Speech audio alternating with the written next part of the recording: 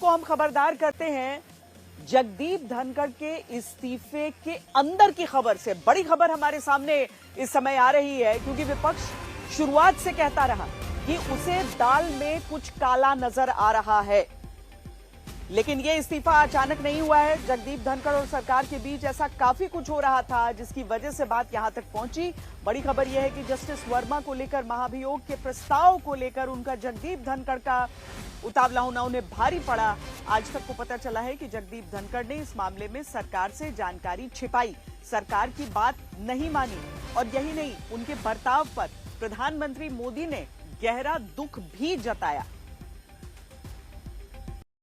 Mr. Derek O'Brien, you are shouting at the chair. Your conduct is ugliest in the house.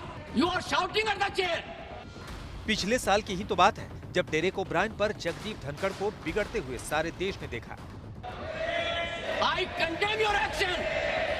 Next time I will show you the door. How dare you shout at the chair? Jagdeep Dhankhar सिर्फ Derek O'Brien को डांटने तक नहीं रुके, वो इस बात से इतने आहत हुए कि सदन से उठकर चले गए। तो आज मैंने देखा है जिस तरीके का व्यवहार सदस्य ने किया है, शारीरिक रूप से किया है, जिस तरीके का व्यवहार इधर से भी हुआ है, मैं कुछ समय के लिए यहाँ बैठने में अपने आप को सक्षम नहीं पा रहा। मैं दुखी मन से पिछले साल जगदीप धनखड़ ने राज्यसभा के चेयरमैन की कुर्सी क्यों छोड़ी थी, इसका जवाब तो उन्होंने ही दिया था, लेकिन उन्होंने हमेशा के लिए इस कुर्सी का त्याग क्यों किया, ये अब भी बड़ा सवाल है। यदि अगर मैं वकील नहीं बनता तो कहीं न कहीं एक्टिंग जरूर करता। धनखड़ और सरकार में मतभेद हो गए थे। इसकी वजह जस्टिस वर्मा को लेकर, महाभियोग के प्रस्ताव को लेकर उनका उतावलापन था। लेकिन क्या उनके इस्तीफे की एक बड़ी वजह विपक्षी नेताओं से बढ़ती नजदीकियां थी? मेरे को भी माननीय खड़गे जी से प्रेरणा मिल गई और मेरे में भी कुछ शायद जाग गया। उम्र भर गालिब यही भूल करता रहा, धूल चेहरे पे थी, आईना साफ करता रहा। विपक्ष से धनखड़ की बढ़ती नजदीकियों का अंदाजा सबको था, लेकिन सबसे बड़ी बात यह है कि सरकार और उनके बीच ऐसा कुछ हो रहा था जिसका अंदाजा उनके इस्तीफे के रूप में सामने आया। संसद सत्र शुरू होने के 4-5 दिन पहले किरण रिजिजू ने उपराष्ट्रपति से मुलाकात कर ये जानकारी दी कि जस्टिस वर्मा के खिलाफ लोकसभा में प्रस्ताव लाया जाएगा। उसके बाद ये प्रस्ताव राज्यसभा में लाया जाएगा। सर्वदलीय बैठक समाप्त होने के बाद किरण रिजिजू ने उपराष्ट्रपति को मिलकर यह जानकारी एक बार फिर से दी। सरकार ने लोकसभा के लिए विपक्षी दलों से मिलकर सभी हस्ताक्षर करा लिए, लेकिन इसके बाद धनखड़ ने ऐसा किया कि सरकार के कान खड़े कर दिए। रविवार और सोमवार यानी 20 और 21 जुलाई को विपक्ष के कुछ नेताओं से उपराष्ट्रपति की मुलाकात हुई, जिसमें राज्यसभा से भी जस्टिस वर्मा के खिलाफ प्रस्ताव लाने पर चर्चा हुई। लेकिन उपराष्ट्रपति ने सरकार को ये जानकारी नहीं दी कि विपक्ष ने उन्हें क्या कुछ कहा और वो उनके पास क्या प्रस्ताव लेकर आए थे। सोमवार सुबह ये पता चला कि उपराष्ट्रपति ने कांग्रेस के वरिष्ठ नेता से मुलाकात की थी और वो विपक्षी नेताओं के जमा किए गए हस्ताक्षरों को औपचारिक रूप से स्वीकार कर सोमवार को ही सदन में इसकी घोषणा करने वाले थे। इस बीच सरकार की ओर से 3 बार उपराष्ट्रपति से संपर्क किया गया। ये बताया गया कि जो दस्तखत जुटाए जा रहे हैं उनमें सत्ता पक्ष के सांसदों के भी हस्ताक्षर शामिल होने चाहिए। ये एजेंडा सर्वसम्मति से तय हुआ है, ये समझाने के लिए पहली बार जेपी नड्डा और रिजिजू ने मुलाकात की, दूसरी बार रिजिजू और अर्जुन मेघवाल ने मुलाकात की, तीसरी बार अर्जुन मेघवाल ने उनसे अकेले में मुलाकात की।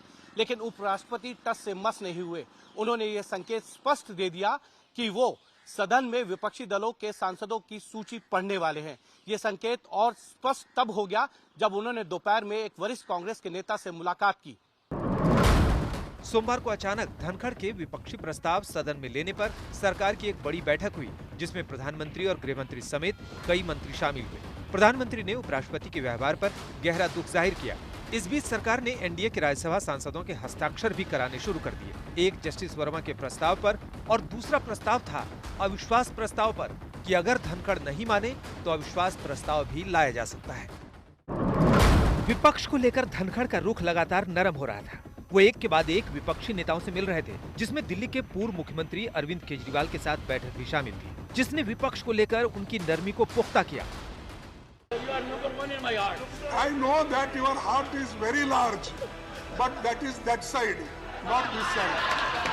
Biologically, heart is on the left side. My heart is this side, sir. लेकिन बात सिर्फ इतनी नहीं है। सरकार को ये जानकारी मिली थी कि जगदीप धनखड़ ने प्रधानमंत्री और गृह मंत्री के बारे में गलत टिप्पणी की थी, जिसकी जानकारी वहां मौजूद कुछ सांसदों ने सरकार को दी थी। सरकार के वरिष्ठ मंत्री के बार बार गुजारिश करने के बावजूद उपराष्ट्रपति ने अपने व्यवहार में बदलाव नहीं किया।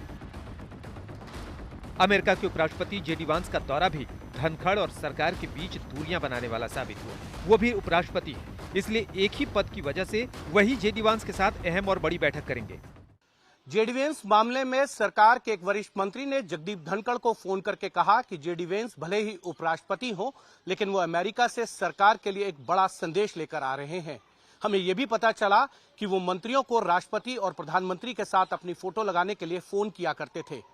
साथ ही उन्होंने अपनी फ्लीट की सभी कारों को बदलने के लिए कई बार दबाव डाला। कैमरामैन अभिषेक के साथ हिमांशु मिश्रा, दिल्ली, आज तक। संवैधानिक पद, संवैधानिक जिम्मेदारियां, लेकिन क्या वहां पर ये राजनीति का एंगल है? हिमांशु मिश्रा के पास ही सीधा हम चलते हैं, जिनकी ये रिपोर्ट भी आपने देखी। हिमांशु, प्रधानमंत्री की तरफ से हालांकि ट्वीट भी किया गया जब जगदीप धनखड़ का इस्तीफा आया, लेकिन अब समझ में आ रहा है धीरे धीरे कि केवल एक मुद्दा नहीं बल्कि कई मुद्दे इसके पीछे रहे और एक पूरी टाइमलाइन। देखिए, बिल्कुल एक पूरी टाइमलाइन है। अगर आप देखें तो कई ऐसे मौके आए श्वेता, जब जगदीप धनखड़ की वजह से सरकार को एम्बैरेसमेंट झेलनी पड़ी है। हमने परसों भी बताया था कि चाहे वो शिवराज सिंह चौहान के सामने किसानों के मुद्दे पर उनके ऊपर सवाल खड़े करने हो कि आप जाइए, काम कीजिए, ये किसान क्यों धरने पे बैठे हैं, या आप देखिए कि जितनी समितियां बनी है राज्यसभा की, जो डिपार्टमेंटल पार्लियामेंट स्टैंडिंग कमेटीज हैं, उनमें अपने सेक्रेटरीट के यानी वाइस प्रेसिडेंट सेक्रेटरीट के लोगों को अपॉइंट करना, ये तमाम इस तरीके के इश्यूज थे जिसको लेकर विपक्ष कई बार सरकार को जो है वो कटघरे में खड़ा करता रहा कि इस तरीके की चीजें या क्यों हो रही हैं, या अपनी ही तरफ से कई बार आगे बढ़कर उन्होंने जो वक्तव्य दिए वो सरकार को कहीं ना कहीं नागवार गुजरते रहे। और यही चीजें जो है अंत आते आते ऐसा हुआ कि जब उन्होंने विपक्षी दलों के सांसदों का जस्टिस वर्मा के खिलाफ प्रस्ताव जो है उसको अडॉप्ट कर लिया और राज्यसभा में बताया कि ऐसा प्रस्ताव उन्हें मिला है, अंतिम फैसला वो कल लेंगे। जब सरकार की तरफ से ये कहा गया कि आपने इसकी जानकारी हमें नहीं दी, आपने क्यों नहीं बताया, ये एक पार्लियामेंट की परंपरा है कि अगर कोई इस तरीके की चीज होती है तो संसदीय कार्य मंत्री को लूप में लिया जाता है, उनको जानकारी में दिया जाता है कि ये चीजें जो हैं इस पर सरकार को भी तैयारी करनी चाहिए, क्या जवाब बनता है। ये तमाम इश्यूज ऐसे हैं जो कहीं ना कहीं उनको समझाने की कोशिशें होती रही, लेकिन जब वो तर्क से मस नहीं हुए तब लगता है कि बहुत सी ऐसी चीजें हुई जिस कारण जो है उन्होंने इस्तीफा दिया। लेकिन इस्तीफे में ये तमाम वो चीजें हैं जो सूत्रों से आई हैं, जो मैंने अभी बातचीत में बताई हैं, लेकिन उनका जो इस्तीफा है वो स्वास्थ्य कारणों से है। लेकिन हाँ, इतना जरूर है, मैंने कल भी कहा था, परसों भी कहा था कि जब भी इस बात का खुलासा होगा कि उन्होंने किन कारणों से इस्तीफा दिया तो सिर्फ जगदीप धनखड़ ही बता सकते हैं कि उन्होंने क्यों इस्तीफा दिया। लेकिन जिस तरीके से वो विपक्षी दलों के नेताओं से मुलाकात की है उन्होंने, ये बताता है कि कहीं ना कहीं वो सरकार को लगता था कि आप मुलाकात कीजिए, लेकिन इतनी मुलाकातों के पीछे क्या कारण है ये देखना और समझने के लिए बहुत जरूरी था। तो सेहत वाली मुद्दे में भी दम है, मतलब खराब स्वास्थ्य, और इसके अलावा और भी बहुत सारी चीजें। हिमांशु, बने रहिए हमारे साथ।